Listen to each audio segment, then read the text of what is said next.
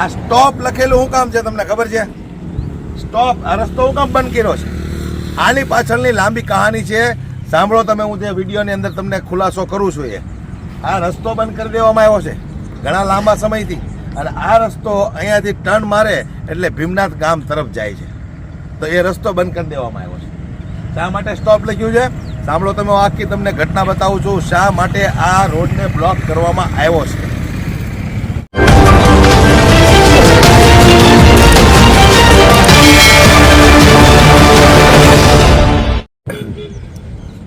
નમસ્કાર દોસ્તો, આજે હું ભીમનાથ મહાદેવના દર્શન કરવા માટે આવ્યો હતો. તો અહીંના સ્થાનિકોએ મને વાત કરી એટલે હું તમને આ જે પુલ બતાવી રહ્યો છું એ પુલ તમે આની કહાની શું છે હું તમને એના વિશે જણાવું. આપણે ગંભીરાનો બ્રિજ તૂટ્યો હતો, તમને ખબર હોય તો ગંભીરાનો બ્રિજ તૂટ્યો એટલે આ પુલને લોક મારી દેવામાં આવ્યો. આ સામેથી બંધ કરી દીધો અને અહીંયા ભીમનાથ ગામની અંદર જવા માટે જે ટર્ન છે ત્યાંથી પણ બંધ કરી દીધો. એટલે ગામના લોકોનું એવું કહેવું છે કે આ પુલ બંધ કર્યો એટલે હવે અહીંયા એક જ સાઈડ રહી.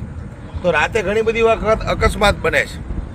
અને આ પુલ બન્યો ને જે બાજુમાં નવો, તો અહીંના સ્થાનિકો એવું કહે છે કે આ પુલ ચાલુ કરી દો, અમને એમાં કોઈ તકલીફ નથી.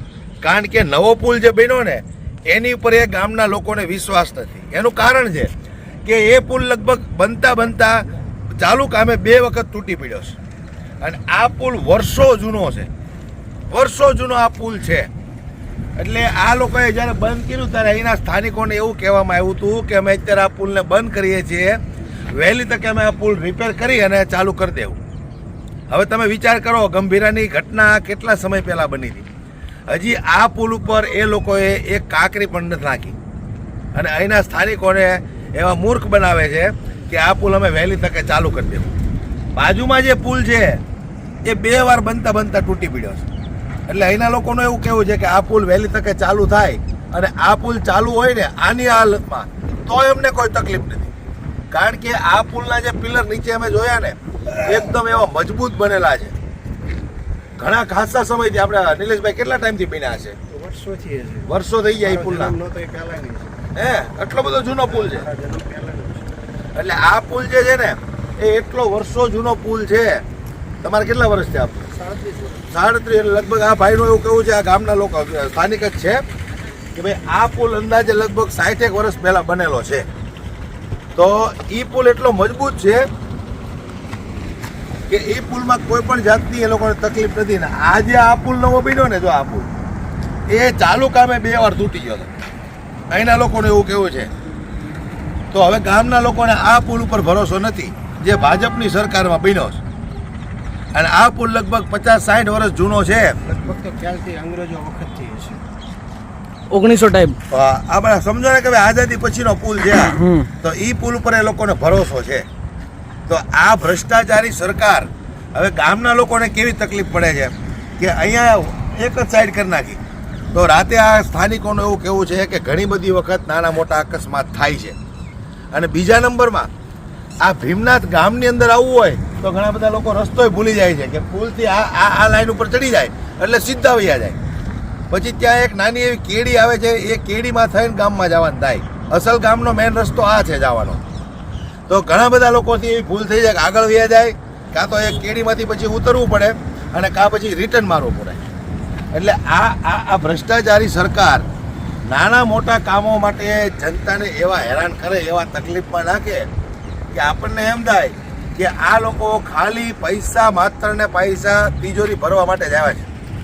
જનતાના આવા નાના મોટા કામો હોય કે ભાઈ એક પુલ તૂટ્યો તો બીજા પુલને લોક કરી દેવાનો. આ તે કેવું, એક પુલ તૂટી ગયો એટલે આ પુલ લોક કરી દીધો. તો આ પુલને તમે વહેલી તકે રિપેર કરાવો તો જનતાને ચાલવા માટે એક સરસ મજાનો પુલ થઈ જાય અને 2 સાઈડ થઈ જાય. અકસ્માત જે સર્જાય છે બાજુની આ સિંગલ પટ્ટી ઉપર ઘણી બધી વખત રાત્રે અકસ્માત બને છે. તો એ અકસ્માતની સંભાવનાઓ પણ દૂર થાય અને ગામના લોકોને રાહત થાય કે ભાઈ અહીંયા જે વારંવાર ભીમનાથ મહાદેવના દર્શન કરવા માટે આવે છે એ લોકો સીધા આગળ વયા જાય. મેં કીધું એમ, કાં તો પછી આગળ ગયા પછી નાની એવી કેડીમાંથી ઉતરવું પડે અથવા તો એને રિટર્ન મારવું પડે છે.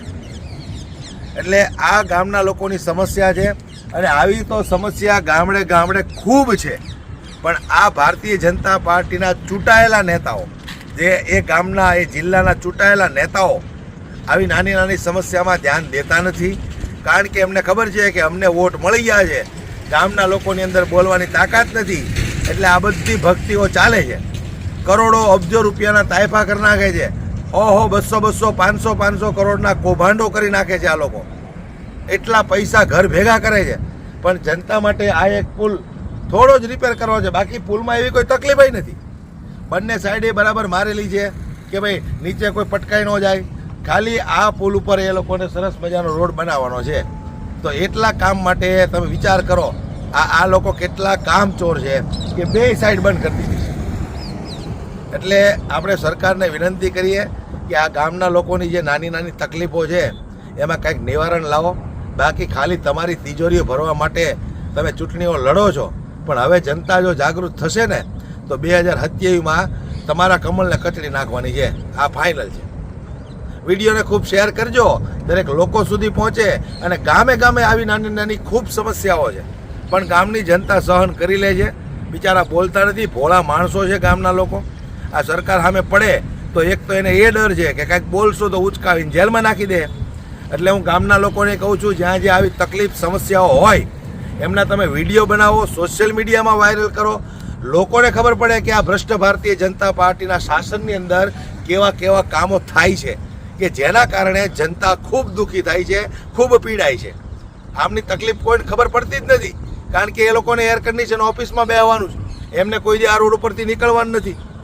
માટે વિડીયોને ખૂબ શેર કરી દરેક લોકો સુધી દોસ્તો આ વિડીયો પહોંચાડજો.